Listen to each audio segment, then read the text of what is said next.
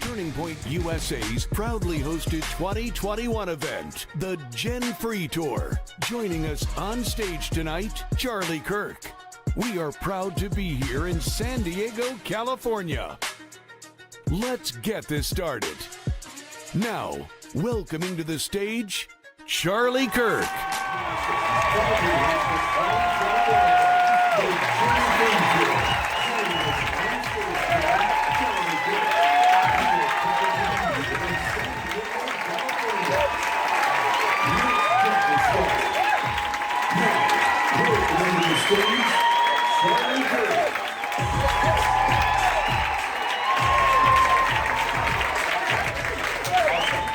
Thank you, Jurgen. Wow. Jeez, great to be in person, right?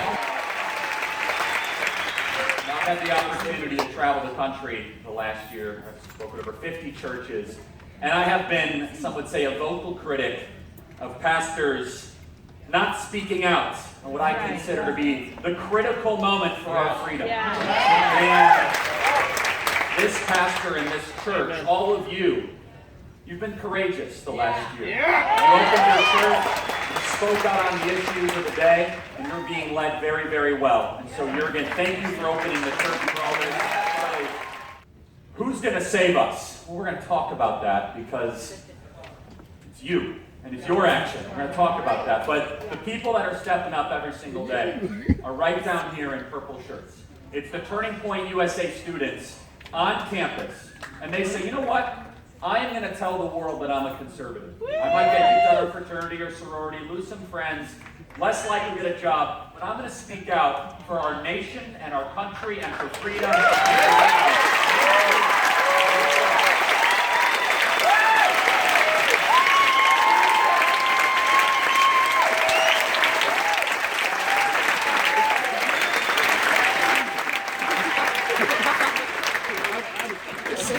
We have a lot of ground to cover tonight. I want to take some questions. I want to hear from you. I want to learn from you, see what's going on. But I want to address what we're all feeling right now, which is we are going through what I call a cultural blitzkrieg. Shock and awe campaign, where it's every day you wake up, you say, wait a second, they're packing the court, 51 states, you're not allowed to call men men or women women anymore. And it feels as if America needs a breakthrough.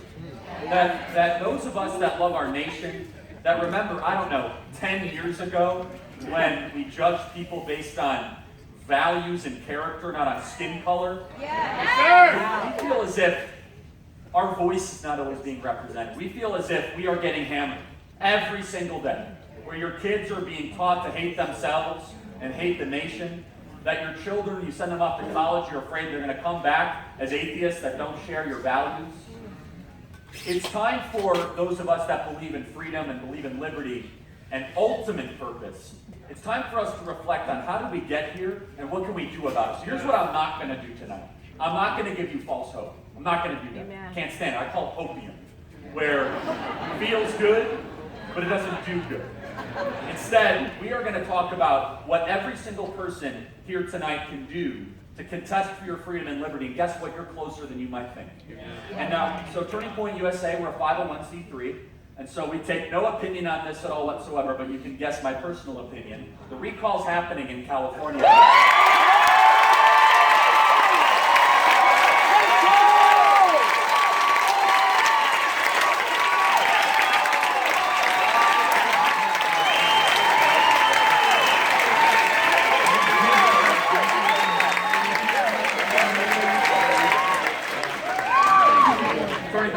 Takes no such opinion on these matters. I will talk personally on this. Good job. You guys could have given.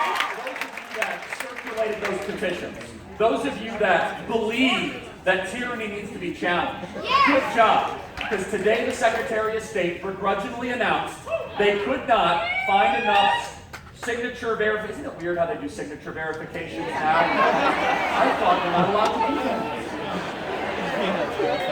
They couldn't find enough because patriotic people in this state, of all political parties, by the way, they said, I still believe that we have the consent of the government, that church is more essential than a cannabis dispensary. That church is more essential.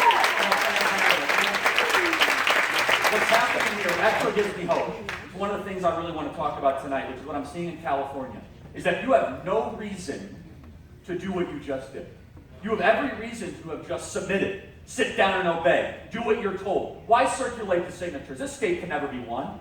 But there is a virtuous rebellion that has been brewing in California.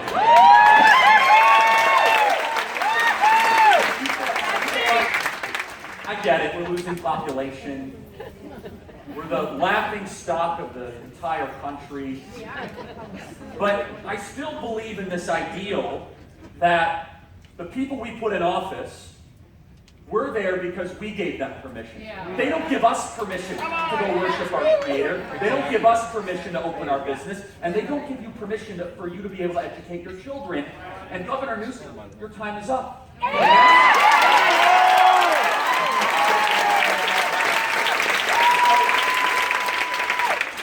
They begrudgingly announced today that it's going to happen. So what you just did, all of you, I'm guessing everyone signed the signature. I'm guessing. And you got your friends to do that. What you just did is you sent a memo to the ruling class. You are now living rent-free in Governor Newsom's head. And today, he's thinking about that church in San Diego that isn't happy with that.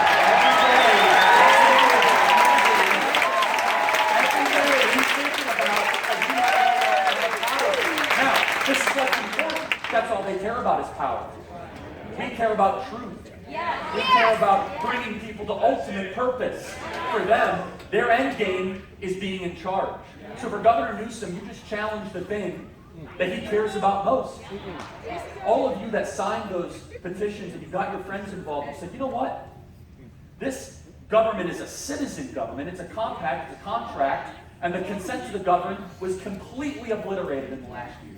And I'm actually given more hope from the people of California than some of these other states that just say, it's over. What's the use in doing it? Now, to be fair, I don't know if the people of California could have been pushed any further. No, seriously, more than almost any other state, you guys have been used and abused by the ruling class in this state. But there was a system to work through that. And what people say, well, Charlie, what's the point? The recall's not going to work. I said, you're missing the entire idea. The idea is that you force the issue. Yes. The idea is that you're going to make them spend tens of millions of dollars they don't want to spend, to have to defend decisions they made that are indefensible. Where they kept schools closed. Yeah. Where they closed the church. Where they shut down small business. We lost 40% of small businesses over the last year. And we lost more young people to suicide than from the Chinese coronavirus here in the state. And now Governor Newsom has to answer for that. Because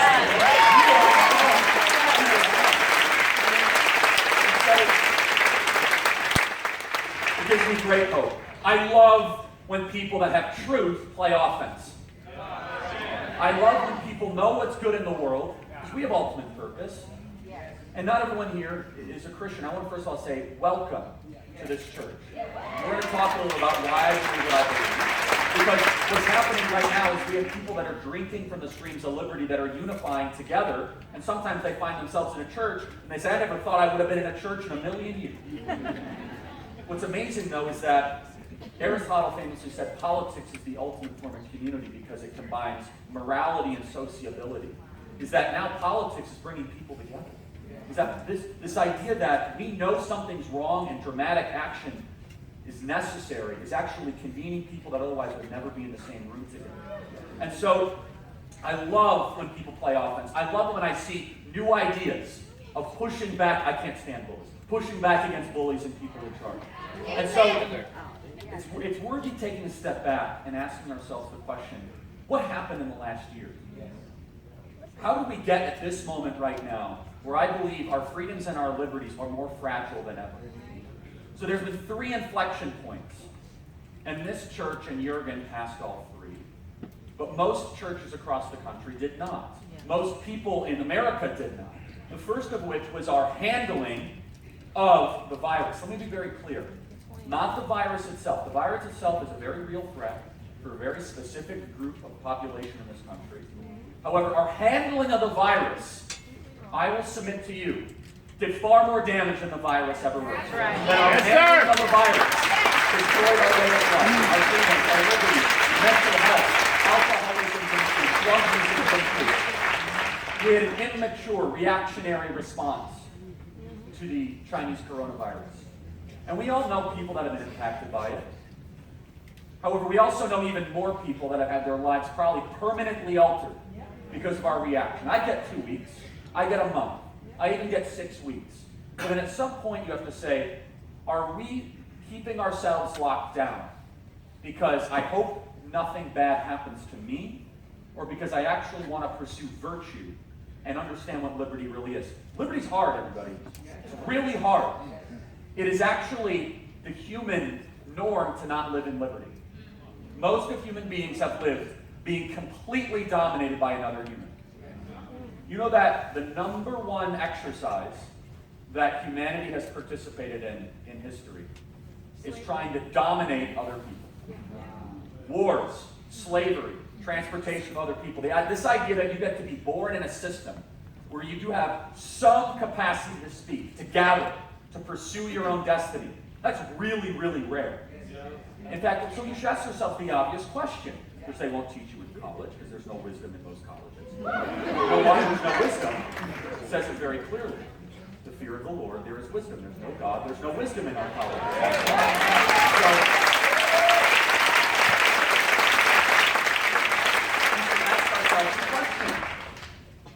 Why is America one of the few countries ever where we have this little grasp of liberty? Why is it the human norm? Here's why.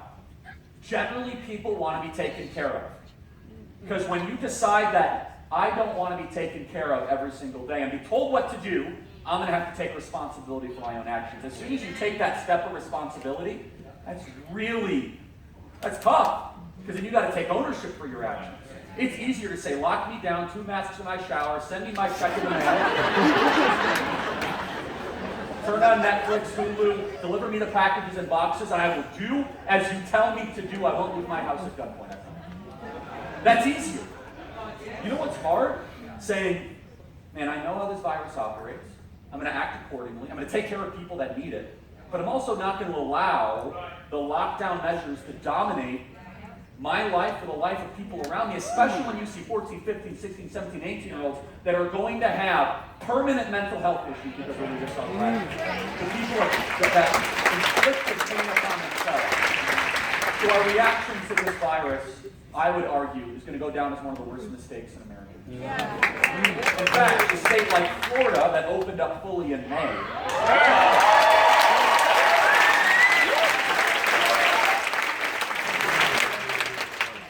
has a far lower percentage of small business closures, the mental health issues under control, no major spikes in alcoholism, no major spikes in drug usage, and the virus rates almost on par with this state that completely and totally locked down. And the second oldest population in the country. The second oldest population in the country. Some of you guys are very familiar with the book of Exodus. Moses frees God's chosen people. Wasn't an easily won state of freedom. Trials, tribulations, they almost got absolutely wiped off the face of the planet. God interceded and wiped the Egyptian army.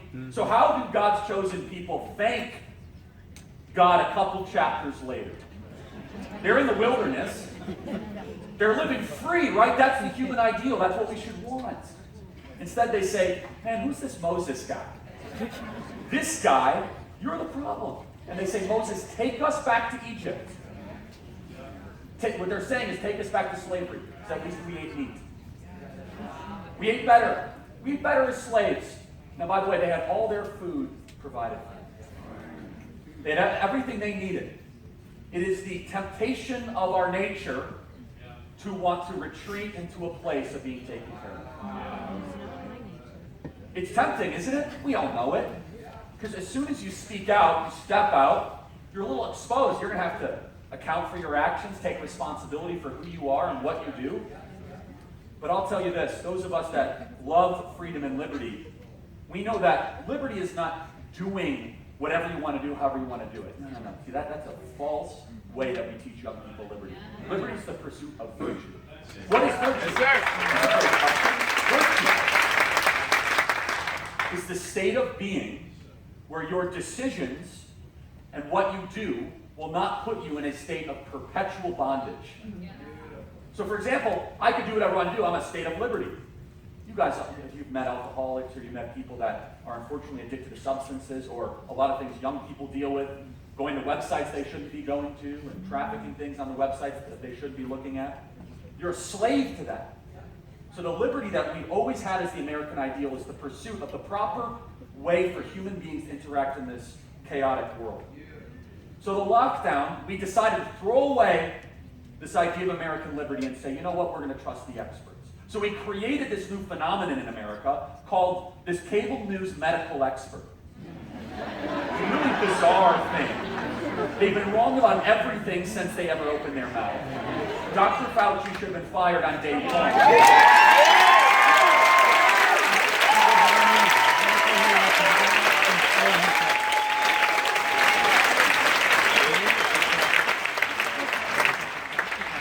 And anyone who dared speak out against this, we were kicked off social media, slandered, pushed back on.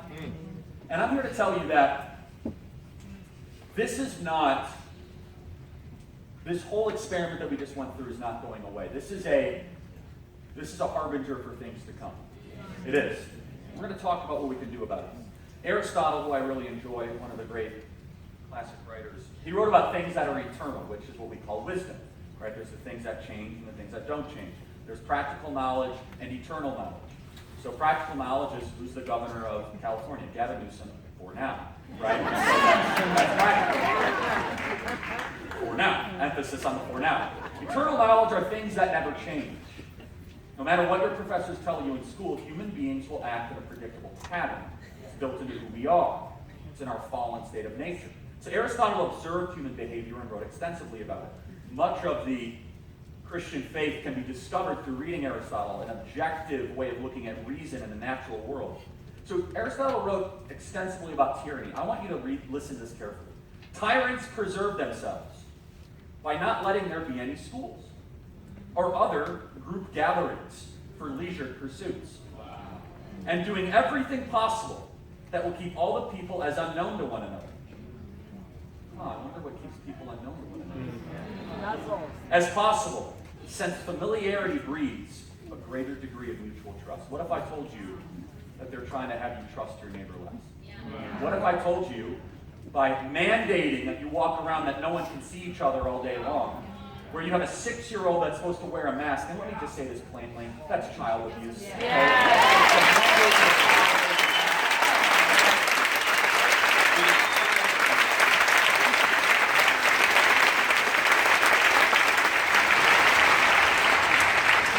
See, they want to force you in a state of paranoia. When you're paranoid, you're willing to do things you otherwise wouldn't do. Yes. You're willing to give away your other freedoms and liberties, but when you have trust is the opposite of paranoia. Yeah. So when you're paranoid, you say, of course, the governor must know what he's doing. The health experts say the following. And it goes even deeper than that, which is what I believe is behind some of this agenda, which is trying to destroy the binds that hold us together as human beings. See, I grew up in the suburbs of Chicago. Great place to be from, by the way. See, unlike California, we have term limits in Illinois. It's 1 term in office, 1 term in jail. So,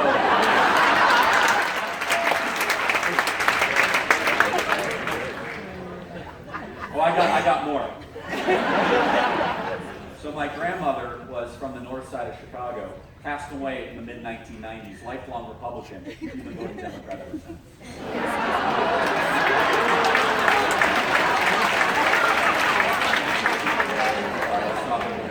I'm in a state that actually might be able to compete with Illinois.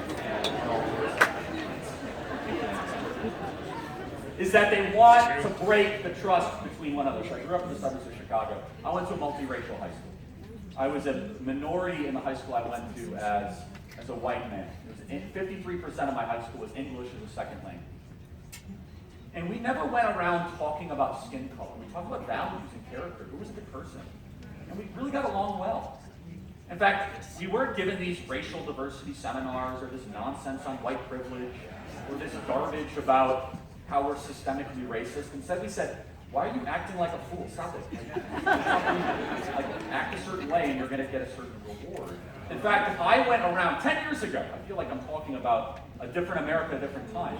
The fact it's so recent actually gives me hope we can hopefully turn it back away from this nonsense. If I went around talking about people's skin color, I would have been suspended from my school. If I would have said, you know what, I think a good idea is if we just overly generalize and stereotype this group of people because they all act a certain way and they all have a certain privilege.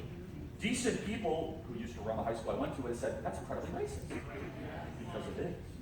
When you start grouping people based on their immutable characteristics, you're not just engaging in something troublesome. It's an intentional tactic to divide us one from the other. So that's the second inflection point. The first was our reaction to the virus. The second inflection point was the BLM incorporated stuff that you've seen go through the church, through your neighborhoods, this local area.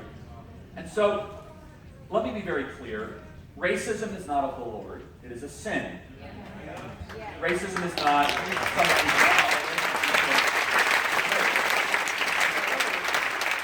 I don't think we give our society enough credit. I really don't. There's a supply and demand issue with racism in America. There's an incredible demand to try and find the racists. Yet there's such a low supply that anytime anyone says anything off color, that's racist! Like, no, actually, it's not. Math is not racist. And so, that we are actually the most decent, multiracial, multilingual, multicultural nation ever to exist in the history of the world. And we never give ourselves credit.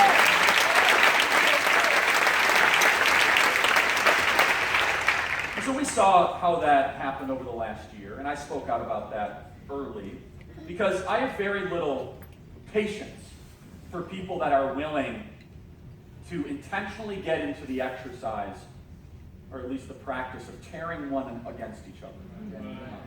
And it took many decades, about 100 years in America, for us to really find this healthy national identity, which is that I don't care about your skin color, care about your character. And now we're seeing that all be intentionally ripped from us.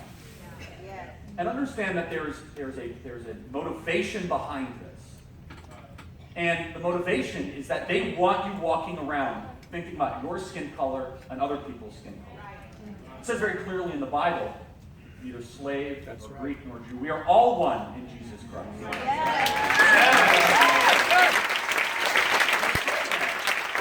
And while we're on the topic, if all of a sudden the position of one of the leading political party on the other side, or their philosophical community, is going to say that we are so unbelievably racist, basically their argument that they're submitting is that every single person that is trying to immigrate from this country, from Central America, hates themselves. That's basically the argument that they're making. If we are so unbelievably racist, why did 3 million black people come here legally since the 1980s?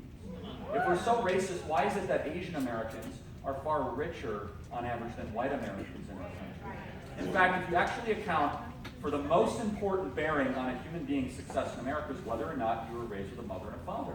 A black child raised with a mother and a father is far more likely to succeed in America than a white child raised by a single mother. In fact, maybe it's less about skin color and more about the destruction of the nuclear family.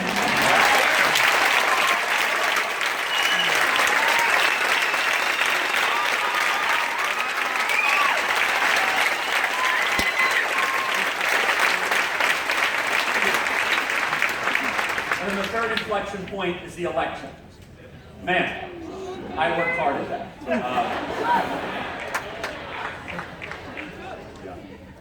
You guys remember I visited your church, the other campus, and I love this church. You guys are awesome. And I was doing 4 events a day, crisscrossing the country, and obviously with Turning Point Action and myself personally, we were really involved in that. And man, I'll tell you, that was not That's not the way things should work in our country. That's not look, elections have a lot of different purposes. They're a test more than anything else, right? Trying to take the pulse of a nation. What do you believe on certain issues? Who do you want to represent us? Again, the American system, if you had to boil it down to one idea, is that our system is about consent. It's different than the French system. It's different than the Italian system. It's about consent. What do I give you permission to do? And I can tell you that the first and the second thing, the lockdowns and the BLM Incorporated, played into the election. Where all of a sudden, because of the lockdowns, we decided it'd be a good idea to go mail a ballot to every person who's ever lived in our country over the last 100 years. And anyone with a straight face is, oh yeah, for anyone that participates with 150 million inputs forced us to believe everything was perfect. Don't look into it, don't ask questions, and if you do, you're an awful person. I'm not going to tolerate that. And I tell this to every single person in elected office. If we do not fix the way we do elections in our country, then we're never actually going to be able to fix our country. We have to fix the way we do elections.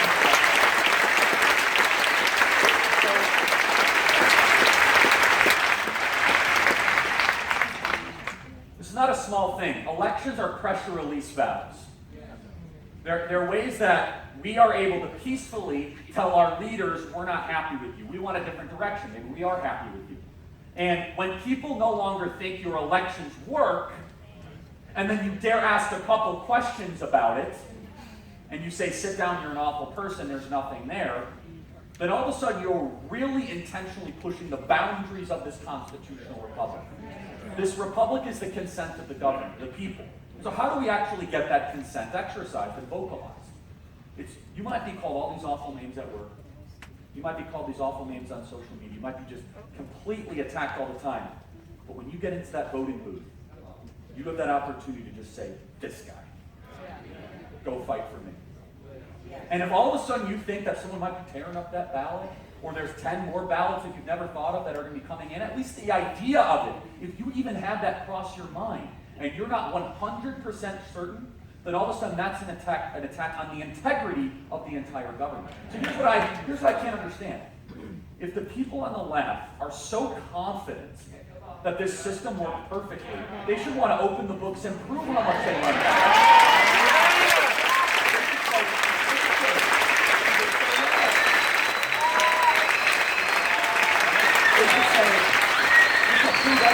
Just look at this. We won by so much. Instead, it's lawsuit and accusations, an attack on democracy. And that should only give you more evidence that that's an inquiry worth having. I'm a very logical and rational person. There's some things that came across my radar that just weren't true. Like, I got this one email from 100 people. Mike Pence is in Gitmo. I'm like, he's not in Gitmo, okay? Like, that's this Italian thing. I don't know if you guys saw that one. So but this idea that you all of a sudden have tens of millions of ballots being sent to every single person. How many people here got a ballot you didn't request? Anyone? Raise your hand. Wow. Well, now we know that the left never does anything wrong in the pursuit of power, right? We know that they don't break rules. We know that they act perfectly in great conduct. So when all these ballots are just flying around, we know they're all in the honor system, not to fill them out or send them in. Instead, they go into the Secretary of State's office and say, here's an extra ballot for the state. We know that's what they do, right? Because they've never spied on a president before. They never made up an entire Russian hoax. They never decided to entrap a former lieutenant general of our armed services. They never did any of that. In fact, they are perfect operators of the code of conduct of the biblical ethic, and I totally trust them when there's ballots all over. And yet, if you even ask the question, you are immediately criticized. So it's happening in Arizona right now. There's an audit happening, and it's a good inquiry. And look, and here's my advice to you. You have to keep the focus and the pressure on. Just always go where the facts lead you. Just ask the question, hey, why is it that all of a sudden these stories pop up about the Nevada Native Project, where people were posting on Facebook that they're giving cash out for people's ballots in front of a Joe Biden bus? That's a real thing that happened. Or what about this person that in Wisconsin, and she was a whistleblower, came on a local news agency, She deals with people that are elderly, that are suffering with mental cognitive decline, that every single one of her patients complained that someone came into there and said that they voted on their behalf and they all voted for Biden, but they wanted to vote for Trump. Did she make that up? Is that worthy inquiry? Of course it is. And these are real stories, one after the other. And you guys that watch my podcast and my live stream, you guys know I do not do the Hopian thing. I'm a fact-first guy. And also, I'm also unafraid to take the arrows when I know that there's something there. Let me tell you right now, there's smoke and there is fire. And we are not going to take our eyes off it.